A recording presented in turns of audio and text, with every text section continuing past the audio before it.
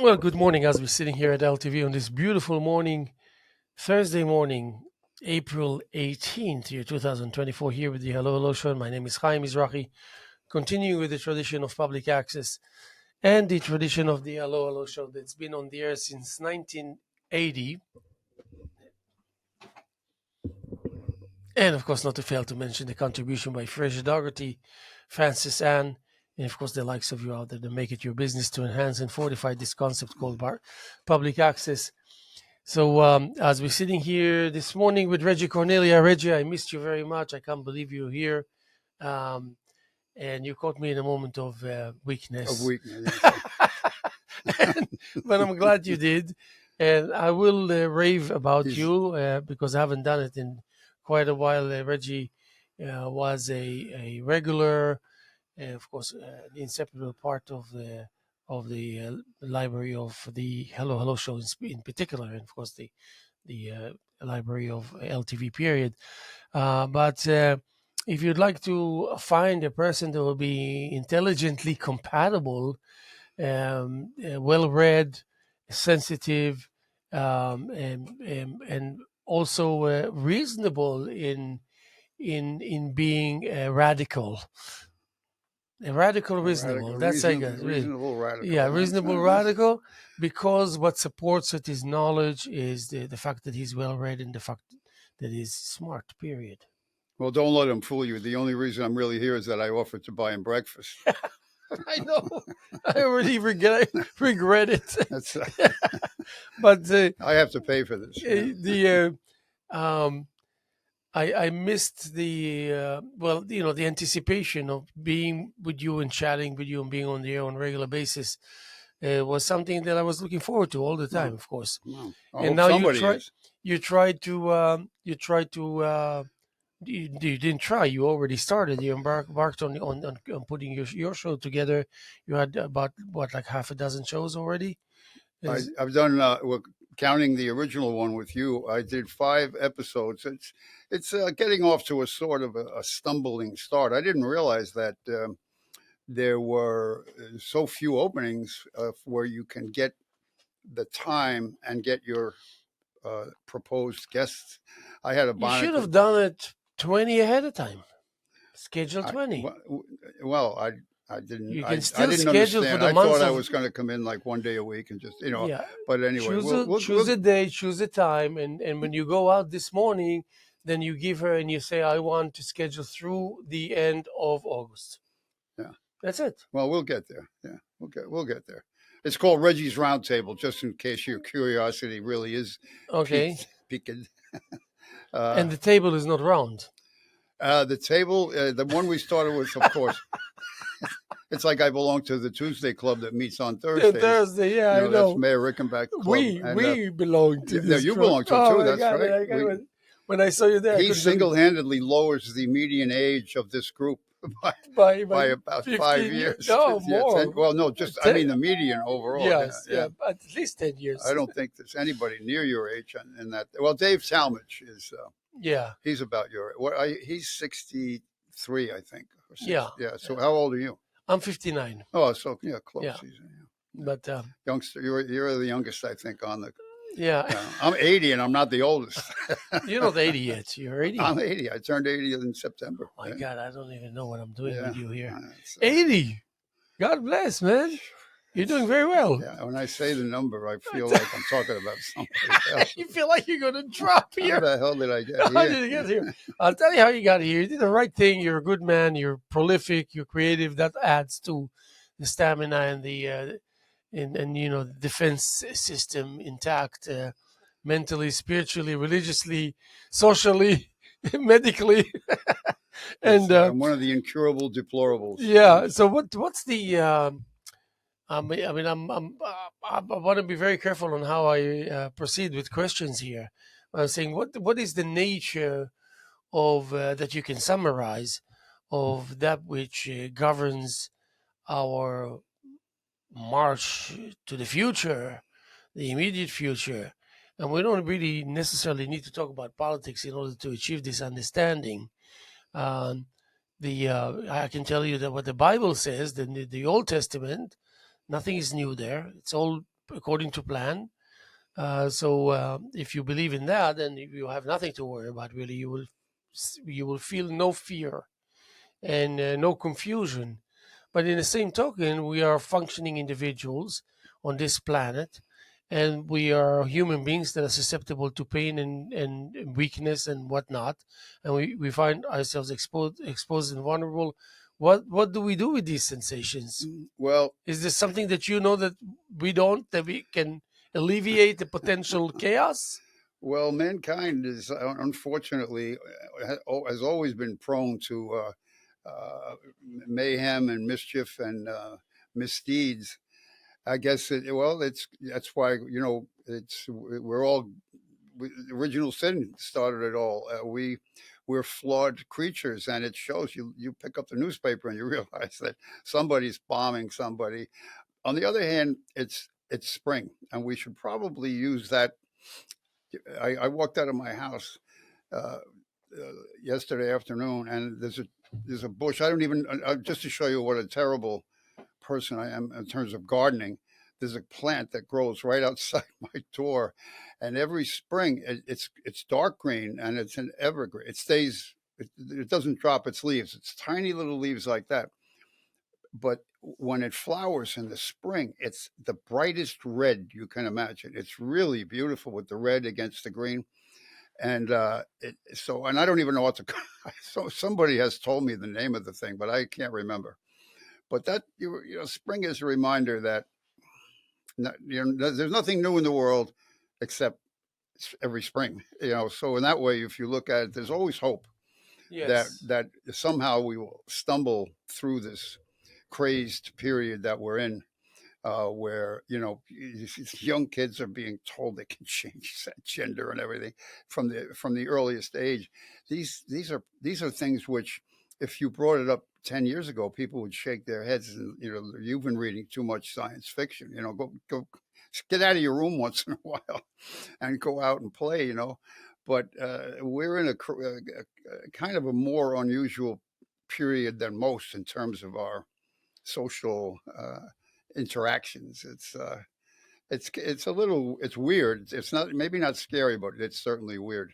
Yeah. So I don't know how we get past all that. I just hope we do. If everybody read the Bible, I was raised a Catholic, and as a Catholic, you don't really read the Bible. You go to school and you learn the Catechism. You learn the Church's teachings from the Bible.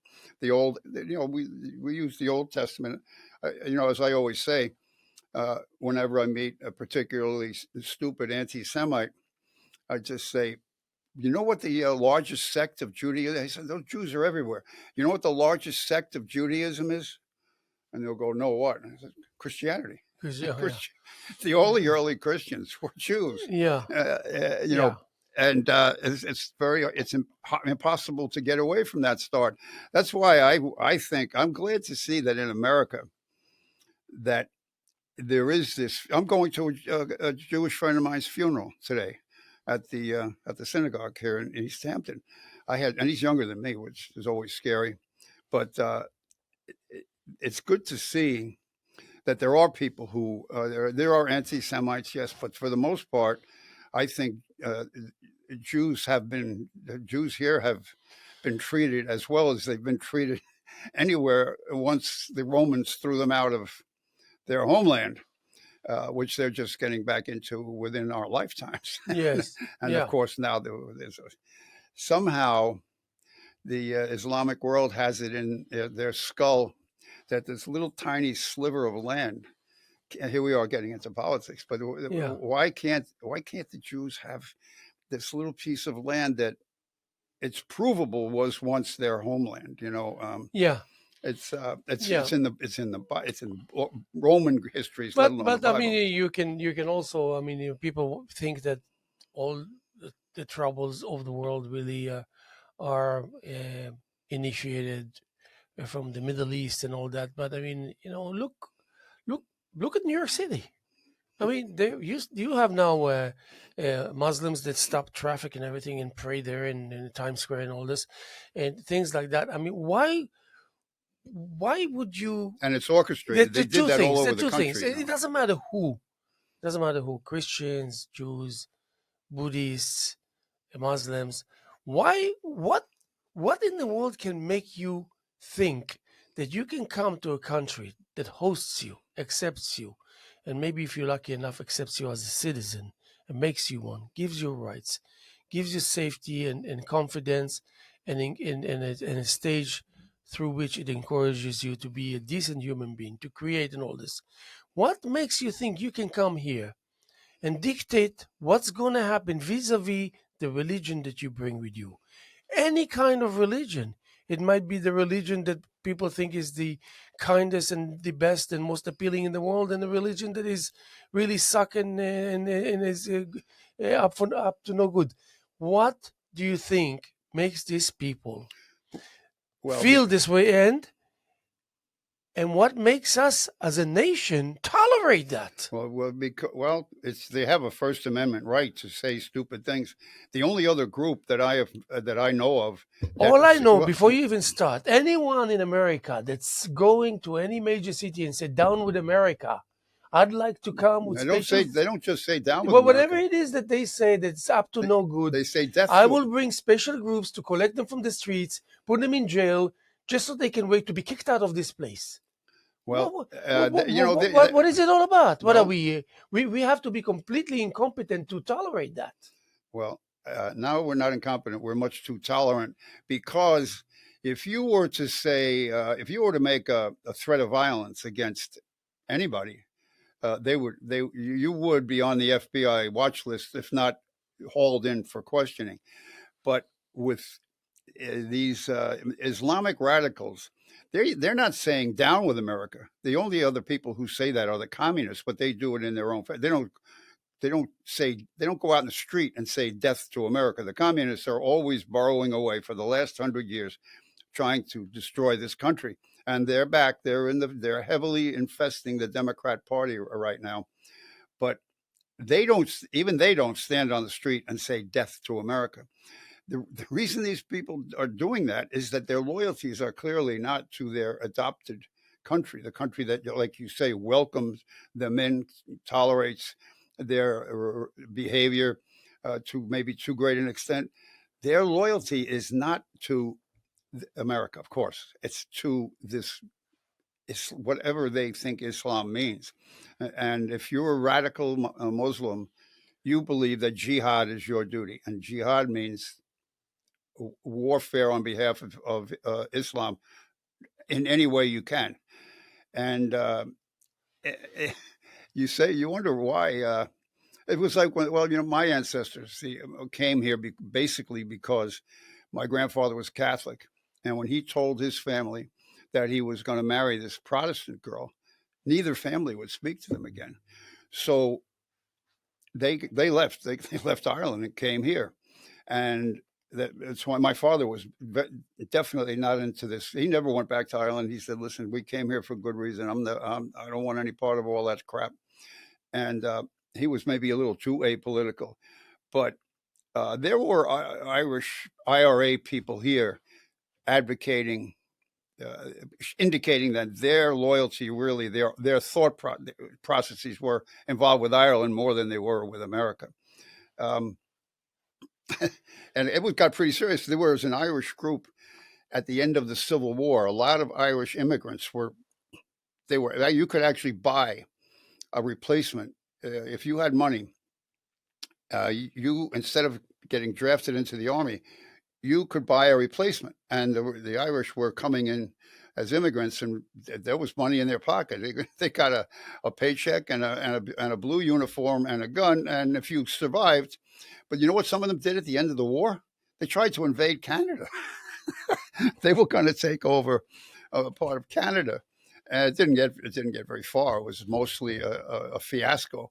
But even like some of the revolutions they staged in their own country of Ireland were fiascos too. They just didn't have the wherewithal to accomplish much. But so that kind of loyalty has been there.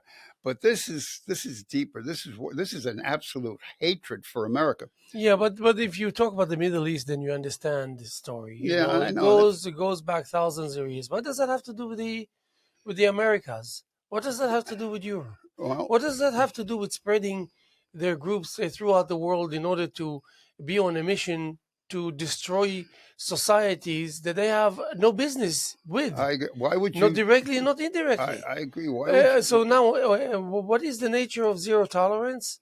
Why would you devote so much of What your is the nature? I want you to share with me. What is the nature of zero tolerance? Describe to me. zero tolerance on the part of whom? On the part of anyone. What does that mean, technically speaking? Well, zero tolerance means you can't. It's verboten. It's forbidden totally. You just Yeah, can't. without. But Yeah, like when Adams, when politicians say we have a zero tolerance for something, which it's all speech. But the if I don't understand these zero people, tolerance would mean don't even think about it well, because you're getting nowhere, and because we're going to be all over you like a wet towel, and you'll be gone before you even realize it. And that's all there is to it. It doesn't mean that we have to throw you in jail or hang you in the piazza or hurt you or anything. You're just going to be out of here, period. well, it, I think what they're doing is they're stretching the envelope of America. We've always been very tolerant. Look at the left wing groups that preach the downfall of America, but they wanted to change America. They didn't say death to America. These people, that's advocating violence. Death means you want to kill America. The communists aren't even that crazy. They want to destroy America, but they want to make it their. These people are so upset that we're helping the Israelis that who are only defending. The Israelis are basically doing an act of self-preservation. They're trying to stay alive, and the fact that we help them is anathema to these people. If you want to change American policy, get elected to Congress. God knows they got too many of them in there. They've got this Talib. She and Omar, the I call them the Jihad Squad. They will not condemn these people yelling death to America. Now, yes, 4 congressmen at least, Congress people, who will not disavow that kind of language and that kind of behavior. Now, that I don't think we've ever had a congressman of any stripe, whether they were immigrants from Eastern Europe or they were Jewish or they were Italian or Irish, whoever came here and said death to America. I that this is a rare bird, but it shows how deeply embedded this passion is. This hatred of anybody who's not one of them. Yes. This is a very bad one. This is Yes, and very when you look scary. at Europe and Scandinavia, it's just they've reached the point of no return, and that Europe is is, finally seems to be waking up. yeah. Yeah, But waking up when to do what? It's too late. yeah. I It's think too it's late too when you late. have 10, 15, 20, 25% of the population taken over by these groups of people that are, they just make it their business to be vicious and to be unreasonable and to be aggressive and violent and all this. There's just no way back. There's a price to be paid for it. I So now saw. we're gonna have to barricade ourselves within our own territory, and now it's gonna be you have to fend for yourself as a country, and that means as a family also, and that means as an individual, and we're going to live in a world that is just surrounded with fear and doubt Yeah, and I, second guessing and being exposed to the elements that we had nothing to do with. well, I think people have to start studying a little more. I didn't know anything about Islam when all this crap started breaking out, going all the way back to '93, the first world when they bombed the tower for the first time.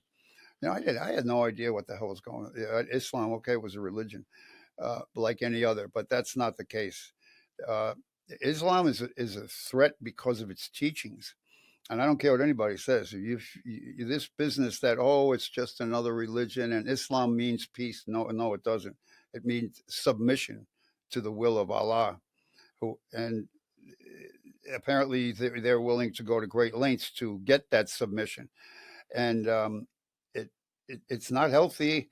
I saw a statistic. I forget whether it was Norway or Sweden, but it was a chart listing the violent crimes, and they're overall, their crime rate was very low in the Scandinavian countries. They were very law-abiding people for the most part.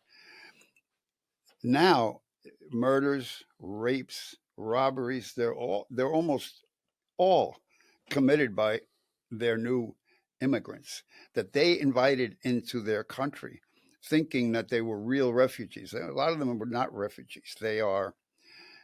They even have a word. The radical Muslims even have a word for immigration, invasion by immigration. What is the word? I can't remember. It's a 5-letter word, like it's like jihad, but anyway, it's there is a word for this process. They've done this before. They are relentless, and I think they've got to be called out on it. But nobody seems to want to do it. If you want to, I'll tell anybody. If you want to go online and find a guy who is a very brave man, he stands up on Trafalgar Square there in London, and he debates these radical Muslims. His name is Jay Smith. I believe he's a PhD. Because I think his official title is Dr. Jay Smith. And then there's a guy named Robert Spencer who has written some very honest books, but it's almost like you're afraid you can't talk about that. It's forbidden. You know that there's zero tolerance for criticizing Islam. Yeah. You know, Christianity. You can criticize the Catholic Church's treatment of these pedophile priests, as I certainly do. You can say that to the cows go home. You can criticize Jewish. You can question an American Jew's loyalty to you were more American or more Israeli. You know, you're allowed to say that. You are not allowed to question Islam on any serious level. And even if you do it, and there are writers and speakers out there, but name an American politician who will quote them. I can't think of any. Yeah. Even the most conservative ones. Although the most funny part is the most conservative Christians are the most pro Hebrew. You know why? Because they read the Old Testament. They give their children Old Testament names. You know, that must have been a very pleasant surprise when Jewish immigrants came here and they found out that there were groups of people who were just as familiar or maybe more familiar with the Old Testament than they were, and gave their children Hebrew names from the Old Testament. So, you know, that had to be a pretty unique experience. But it's the one subject that's forbidden, and it's crazy. I've seen, for instance, you talk about the problems in the inner cities. There are now many black conservatives. You go on YouTube, there's all kinds. There's one guy called the Officer Tatum. He's a retired cop, and he talks about it all the time. Forget about you're teaching these kids that they're a victim of white racism. So they're not a victim of white racism. They're a victim of having 75% of black families now no father in the family. The kids are running wild. These young males are running wild in the streets. They're shooting each other. Most of these shootings in Chicago and Detroit and Philadelphia, it's young black kids shooting other young blacks or middle aged. You know, they hang around the gangs as long as they can survive. That's where the problem is, and they'll come out. So even that topic is not totally forbidden, although you have to really walk on eggshells. But to criticize Islam is to be you could put your life in danger. Yeah, and but it's not our business to criticize them or any other group. Sure, it is. But for if that sake, if they're saying death to America, why not? we don't need to criticize. You just stand up and say, okay, I think you're done with. You're out of here. Yeah, I mean, people think it's not that simple, but it is that simple. I agree. When I first arrived this country, I didn't arrive to stay here. I arrived to do my own traveling coast to coast. It was my dream. And then I got caught in a moment and with friends and this and that, and I ended up here. And I said, okay, I guess there's a message for my life to be here.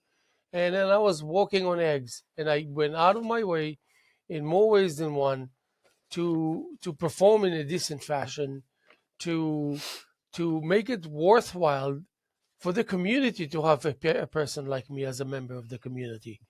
That they will look at me and say, this guy is doing well by our community. Out of my way I went. And now, still 39 years, almost 38 years that I'm here with LTV, I never received a penny. 26 out of which I did the group art shows here. I never got a dollar for all of the hundreds and maybe thousands of hours that I put for the sake of public access. Never got $1 for 5,500 shows that I did with the Hello Hello Except the show. occasional breakfast from And me. then Yeah. But except no, that when you give me hush money you to say, come here, you know how crazy our level of tolerance is. We make fun of the Europeans for letting these people come in and just ruin their cities, take rape girls, and they start these rape. These young girls hooked on drugs, and this is in England. These grooming gangs. It's sick. It's very sick, and the Europeans kind of see. So we make fun of them. But do you know what you can do now in a state like New York? At least you didn't do this, and my grandfather didn't do this. You could be a squatter. I could move into some house in New York that was unoccupied at the time. Maybe the person is traveling, or maybe it's a second home or a summer home, whatever it is. You can go in there and squat and be a squatter yeah. and try getting them out. If you try to get them out and they won't move, then they won't leave. Well, you're going to deal with a long legal process, a pain in the neck. So you shut off their electricity. You will be fined or go to jail. That's what's happening. Not Florida has already said we're not doing that, but in states like New York, these woke states, it's a form of self abuse that is inexplicable to a normal common sense person. But you know what? I'll accept it as if I was to play chess with someone. Okay, there's a Wait, board. you can break into a house if you No, want no, to play no. chess. Listen. I would like to. If that would have happened to me, probably I'll approach with a shotgun and end up killing someone, going to jail.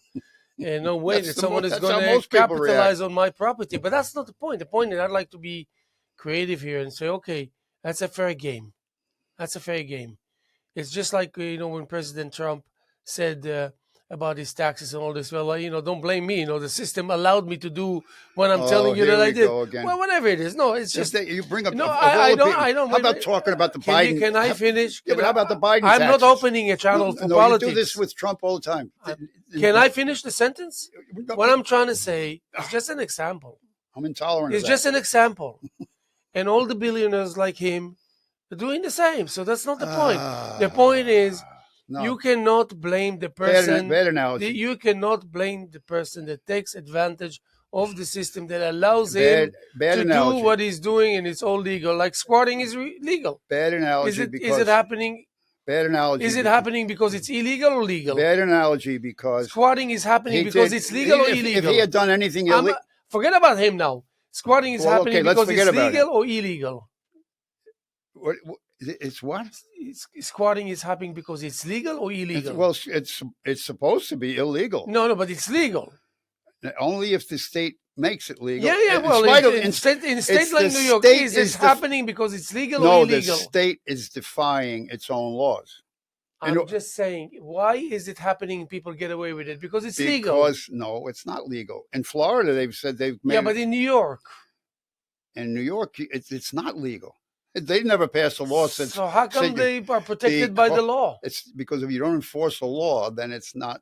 It's still illegal. But look at these kids. Look at the kid that they arrested. This guy, Valenzuela, whatever his name is. He punched that 54-year-old lady in the face. He goes up they arrest him. He goes to court. They release him without bail. 2 days later, he punches a 9-year-old girl in the face. Guess what? That the same jerk, Bragg, no bail. He's out on the street. Is it legal to punch a young lady or an old lady in the face? No.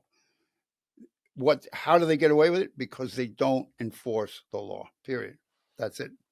And when you have government like this, that's what's going to cause a revolution, I think, because that's going to cause real trouble. If they keep doing this, there's going to be a breaking point. These states that are doing this, you can't you can't condone illegal acts, especially violent illegal acts, and yet that's what they're doing. Why? You'd have to ask these Democrats who are doing it. No, it's not happening in Republican states. It's happening in Democrat states, or the Democrat governor, Democrat legislature. I Why mean, they're if you allowing go it? to court in East Hampton, you're getting away with nothing. And this is not a Republican town. Well, You're that's getting not. away with Well, zero. yeah, there's one I don't thing care that who you are. there's one thing that you're getting away with. You steal a car and you leave town at 80, 90 miles an hour, and they're not chasing you. I know that from talking to the police. They have a policy. It's not legal to do 90 miles an hour, but they're afraid that there'll be accidents, they might cause accidents on the road. So they know they could get away with it, as long as they're going fast enough, and maybe they can't get the roadblock out soon enough. It's hard to get off Long Island. Long Island's a bad place to commit crime, you would Yeah, think, I know. especially on the East End. There's only one road out of here. Yeah. But so if they don't set up a roadblock fast enough, you're not going to get chased, and so that's not enforcing a law.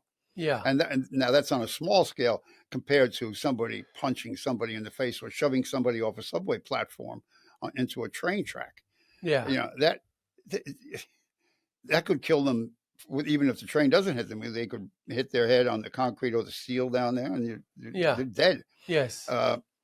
If you don't enforce the law, then there is no law. Yeah. Well, let me just mention we're sitting here with Reggie Cornelia on Thursday morning, April 18th, year 2024, here with the Hello Hello Show. And my name is Haim Mizrahi. So going back to the level of conviction that art and engagement in the process of art plants in your heart, in our hearts as people, as citizens, as members of communities, and to tell you that I'm living the dream of having a stage to express myself and being a part of this concept that reinvents itself on daily basis. Well, you express yourself in a lot of ways. Y- You speak on TV. Yeah. You paint. Mhm. You're active in God knows what. You're certainly active at home. You have 8. What do you have? 8, 9 kids now?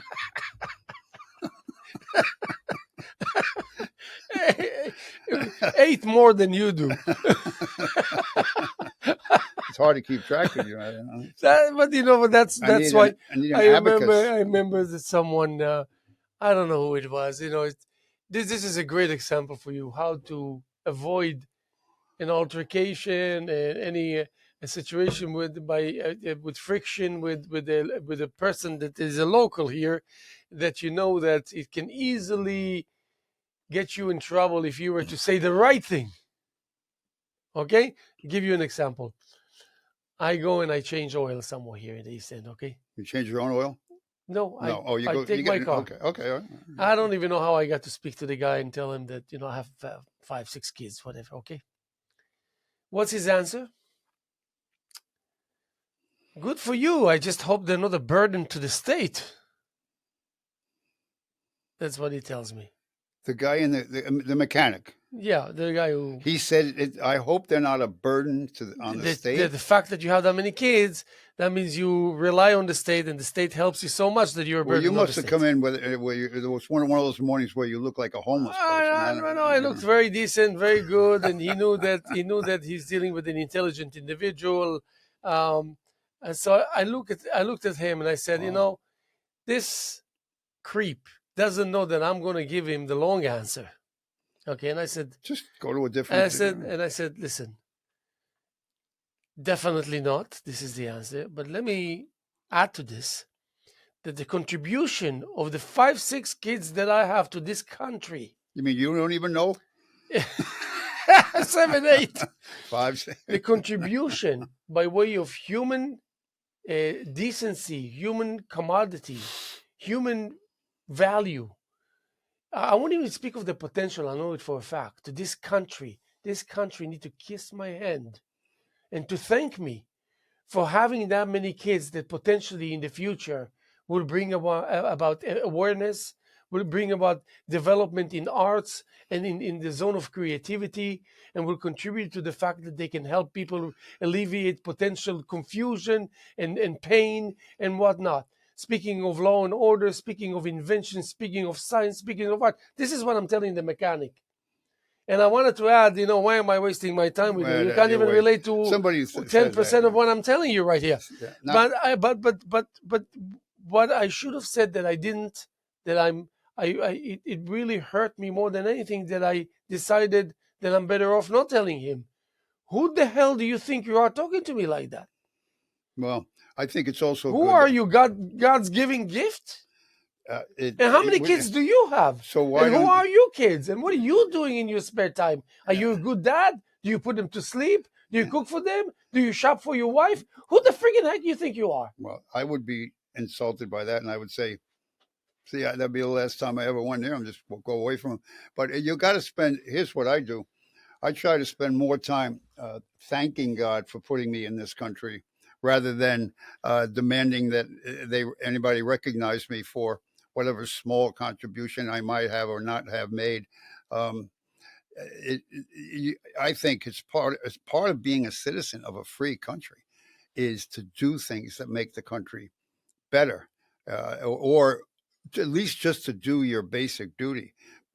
Obey the law, pay their taxes, do this, uh, uh, do the right thing, uh, be kind to others, never be cruel or violent. You know, being a good citizen, making some kind of contribution, and which is a contribution all in itself. I thank God that I was born in this country. I've been to enough places and read enough history.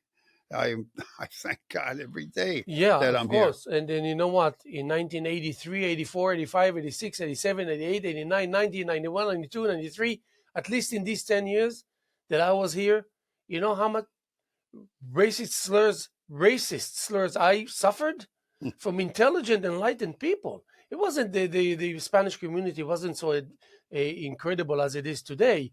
So you think people like me who came from Israel or people who came from France and all this were not looked at as if they, what do you, how dare you being here? Really? I used to have dinner parties with enlightened individuals that suddenly someone stood up and decided to make a fool of himself and insult me. Oh, Just for being an yeah, immigrant? like how dare you come here stealing the jobs from Americans and all this. Well, then they weren't very enlightened. Well, they are, but they were letting their weakness get the better of them. And I remember like one, I happened to be on top of the world, and I was with keeping company of really great people, lucky for me. So Like that me. particular, like you, yeah, definitely. I went to a dinner party, and in that dinner party, the host, uh, the father of the host, suddenly said something that the entire table was like, "What?"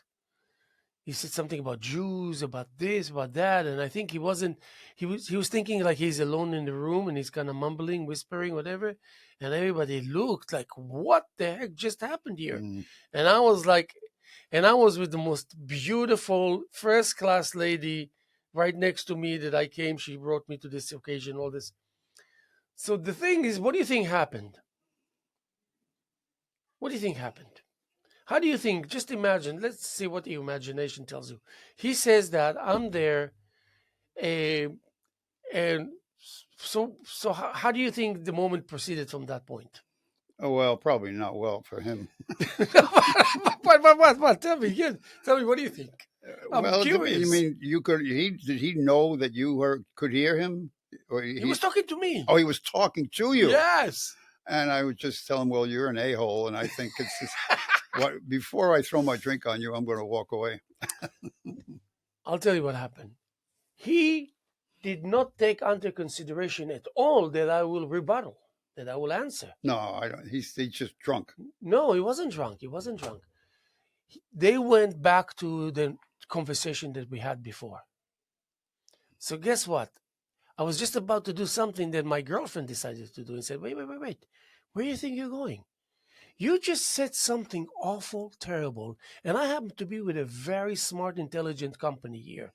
Do you think he's going to go through this letting you off the hook and not tell you what he thinks about what just happened now? So I sit there and I address the table. I don't even look at him. And I said, I think that you should thank people like me that brings and raise the bar of decency and work ethics, because I work hard. And I haven't seen any American yet that comes to me and show me a sign where I should say, "Well, I'm impressed. You know what? I got something to learn from you." But my work ethics is second to none. And I don't understand exactly the point of reference, the part that says that I'm here to steal your work from you. I mean, can you elaborate on that? And this is 1983 in East Hampton, New York. Mm. And I was shocked, beyond shocked, that I'm actually facing it, because in the same token, I was accepted by the crowds that writes poetry out of Canyo's bookstore, and all the artists that were enlightened and were open, and every gesture, every word that came out of my mouth was Well, graciously accepted and welcomed and all this. And then you see that I wasn't ready for that. well, there's no doubt that there is a time, even within my lifetime, when being a Catholic was not. They would people were uncomfortable. They didn't want their club broken into by some Mick. So I see. I never had that problem of looking on it this as my country and not yours, because my father was an immigrant. My father came here was when he was young, but he was an immigrant. Listen, this whole thing. This is why we need to read this poem. See, Yeah, you have not been reading this poem enough. do you want To, me to read it? can we do you? Yeah, you want to read it? I I'll gave. read. I'll read this one now, and then at the end you read it second time. Okay? All right. Okay?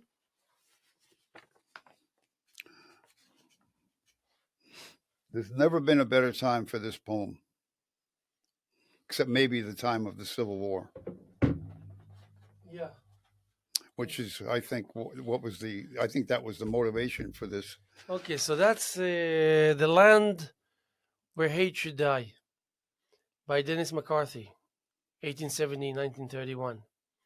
This is the land where hate should die, no feuds of faith, no spleen of race. No darkly brooding fear should try beneath our flag to find a place. Lo, law, every people here has sent its sons to answer freedom's call. Their, their lifeblood is the strong cement that builds and binds the nation's wall. This is the land where hate should die. Though dear to my faith and shrine, I serve my country well when I respect beliefs that are not mine. He little loves his land who'd cast upon his neighbor's word a doubt, or cite the wrongs of ages past from present rights to bar him out. This is the land where hate should die. This is the land where strife should cease, where foul, suspicious fear should flee before our flag of light and peace. Then let us purge from poisoned thought that service to the state we give, and so be worthy as we ought, of this great land in which we live. Well, this is like so perfect. It is, I cannot and imagine you have to. something more perfect than that. I don't know much about this guy's life except that he was a teacher in Boston, and he sounds like Dennis A. McCarthy. It sounds like he was one of those Irish Catholics, and they certainly were not very welcomed by the upper crust in Boston for a long time. Probably still aren't, uh, especially the Southies. The Southies are a pretty roughneck bunch, but uh, he I'm sure experienced his own degree of prejudice. Certainly nothing to compare to the slaves that had just been at least technically freed by that war. Anyway, that's this. Oh, by the way, I want to bring up. I may not be here again this month, right? So the month of April. What? How much time we got? We got about 15 minutes. Oh, the month of April is But chock full. I wanted you to read this because I made that especially ready for you to. Well, today, today is the 18th, right? Yes. Well, on April 18th, 1775, that evening, the British troops marched out of Boston, and the next day there was a battle of Lexington and Concord, and that's where it really all began, and that's that little poem that I wrote. They when they got to Lexington, and they pretty well they chased the Yankees, or they chased the Americans off the bridge, off the green in Lexington, and then they marched on to Concord, and there the Minutemen had time to gather, and there was a large number of militia there, and they told them to disperse, and basically the Americans said, "Go home. We have no need of you." And the shooting began, and the British got their butts kicked all the way back to Boston, and they lost hundreds of guys. And that's where it started. That was the Yeah. shot heard round the world. Remember, we. So what are you reading now? Well, there's a poem called "The Concord Bridge," and I'm pretty sure I had it, but we should do it because it's tomorrow. And also on April 9th is when the South, when Robert E. Lee surrendered to Grant at Appomattox Courthouse, which is a village, not a courthouse. Uh, uh, uh, Here it is. Can I do this one? This was written by Ralph Waldo Emerson on the 50th anniversary of the Declaration of Independence. Just in case. By the rude bridge that arched the flood, their flag to April's breeze unfurled. Here once the embattled farmers stood and fired the shot heard around the world. That headline was so well known by Americans at one time that when Bobby Thompson hit his famous home run against the Dodgers, the headlines in the New York newspapers the next day said "shot heard round the world," and almost everyone knew what it meant. Today, yes, of course. Today, I would bet we take it as a given today. So no, they don't. They wouldn't know where it came from. Yeah, but But anyway, the foe long since in silence slept. Alike the conqueror silent sleeps, and time the ruined bridge has swept down the dark stream which seaward creeps. Although now it's been rebuilt, they have replaced the bridge, and there's a little display there. You hit a button and it tells a story.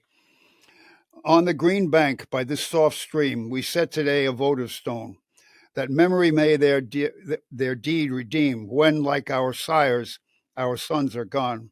Spirit that made these spirits dare to die and leave their children free, bid that time and nature gently spare the shaft we raise to them and thee. Actually, follow with this guy here.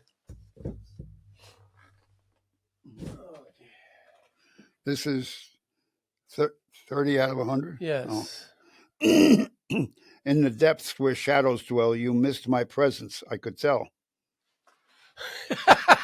Scott Redden, Edward Vaughn. Wow. A poetic revolution. It can't be that simple. No. Love, a towering giant, its source unknown. As it roams in search, its seeds are sown. Wow. A moment's respite, a timely breath.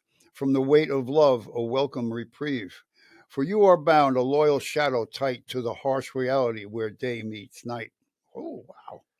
Softness, a gentle touch on hardened ground. A hidden drive in whispers is found. Dreaming like a beggar, testing life's course, allowed to wander with silent force. Cold-blooded yet calm, in the chaos we weave love and concern, in balance they cleave. Strings of descent holding us tight in the shared embrace of day and night. Wow. Knowledge vast, yet fleeting still, no second chances as time's hands fill. Granting permission in the early light, anticipating what may come despite. Guided by time, we heed its call, responding with care lest we fall. Lest we fall through voids of doubt, we tread with care in the wilderness where shadows stare. Yeah. Woo! Oh, good. And then 36 out of, is it 32? 32. 32 out of 100. You hope you read these to your wife. Yeah. In your gaze, a vision of hope unfurls, drama woven in life's intricate swirls. A dream fulfilled at just the right hour, grasping for passion with gentle power. Gentle power. That's nice. Dream like the dawn of a brand new day, navigating obstacles in a graceful way. It's your turn now to do what's right. Though delayed, it's never out of sight. Since through barriers with courage and might, embrace the moment in love's soft light. Your eyes alight as I appear, knowing now's not the time for fear. Love me once more without refrain, for awareness blooms. Well, without refrain, how about without restraint? Well, it's the hesitation Yeah, almost. but refrain. All right, okay. Because Yeah, you without refraining. Okay, all right. I'll just. yeah, but it's a good point you It's raised there. oh, it's Yeah, right. Love me once more without refrain, for awareness blooms like springtime rain.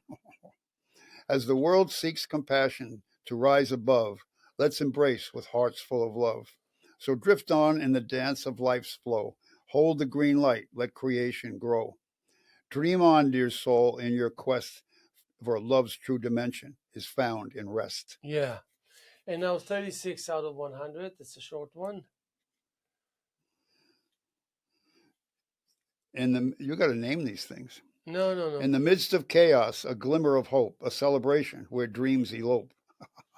Then this That's is great. I mean, apropos dreams apropos elope. This is apropos good. our times, you know. Perfection trimmed in a daring race, wrong turns eclipsed in life's embrace.